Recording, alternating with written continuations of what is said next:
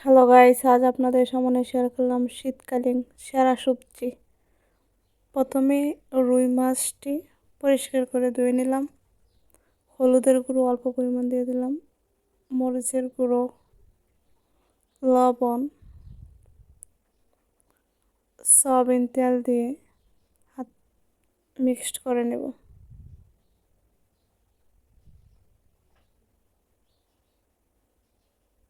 আলুগুলো ফালি করে নিলাম। ফ্রাই প্যানটা তেল দিয়ে দিলাম। মাছগুলো ভেজে নেব। মাছগুলো খুব ভালো করে ভাজতে হবে।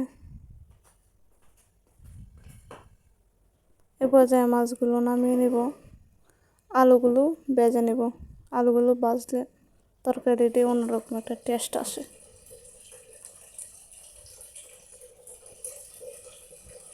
পাঁচফোড়ন দিয়ে দিলাম। পাঁচফোড়নটি 30 সেকেন্ড মতন ভেজে নিব। এ পর্যায়ে পেঁয়াজ কুচি দিয়ে দিলাম। পেঁয়াজটা নরম হয়ে আসলে দিয়ে দিলাম রসুন বাটা, আদা বাটা দিয়ে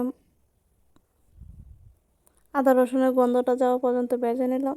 দিয়ে দিলাম হলুদের গুঁড়ো, মরিচের গুঁড়ো,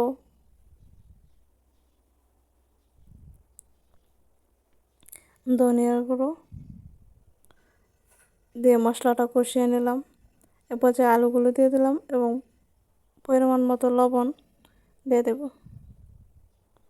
আলুগুলো কষানোর জন্য পানি দিয়ে দিলাম। এরপর যে ঢাকনা দিয়ে ঢেকে 10 মিনিট অপেক্ষা করব। এরপর যে মাছগুলো দিয়ে দেব।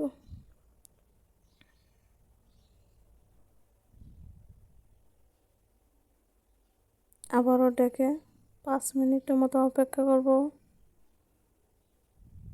পরে কাঁচা টমেটো দিয়ে দিলাম। টমেটোটা আগে দিলে গলে যাবে, এই জন্যই টমেটোটা পরে দিলাম। দিয়ে দিলাম সুন্দর একটা ফ্লেভারের জন্য কাঁচামরিচ,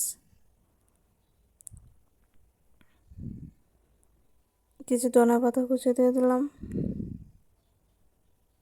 আর 2 মিনিট রান্না করে নামিয়ে নিলাম।